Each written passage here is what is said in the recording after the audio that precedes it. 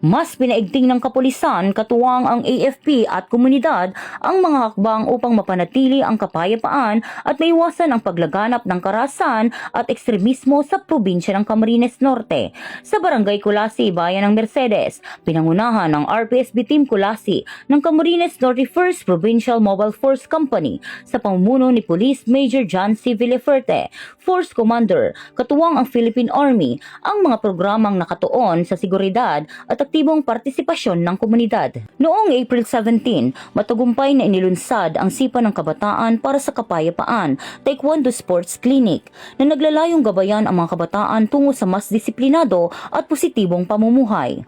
Sa pamamagitan ng basic Taekwondo training, physical fitness activities, at values formation, hinuhubog ang disiplina, respeto at kumpiyansa ng mga kabataan. Layunin din itong ilayo sila sa mga negatibong impluensya at maiwasan ang anumang pagkakasangkot sa karahasan o ekstremistang grupo.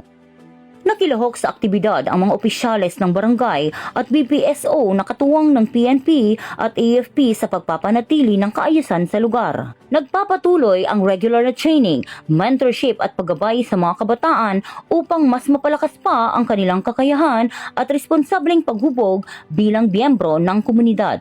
Kasabay nito, tuloy-tuloy din ang community engagement at information drive sa mga residente upang mas mapalawak ang kamalayan sa kapayapaan at seguridad. Nagsagawa ng joint community activity ang RPSB Team Kulasi kasama ang Philippine Army Civil Military Operations at Mercedes Municipal Police Station sa pamumuno ni Police Major Arthur Borja. Nagbigay sila ng mga lecture tungkol sa anti-terrorism awareness at Enhanced Comprehensive Local Integration Program o ECLIP na layuning hikayatin ang pagbabalik loob ng mga dating rebelde. Ipinaliwanag din sa mga residente ang mga batas kontra ilegal na droga at karahasan laban sa mga kababaihan bilang bahagi ng pagpapalakas ng kaalaman sa komunidad. Kasabay nito na mahagi rin ng tulong tulad ng bigas at hygiene kits sa mahigit 100 benepisyaryo lalo na sa mga nangangailangang pamilya. Ang mga programang ito ay bahagi ng mas pinaigting na Preventing and Countering Violent Extremism o PCV efforts ng pamahalaan na nakatuon hindi lamang sa seguridad kundi pati sa paghubog ng responsableng mamamayan. Sa tulong ng pagkakaisa ng PNP, AFP at mamamayan, patuloy ang pagtataguyod ng isang ligtas, maayos at mapayapang komunidad.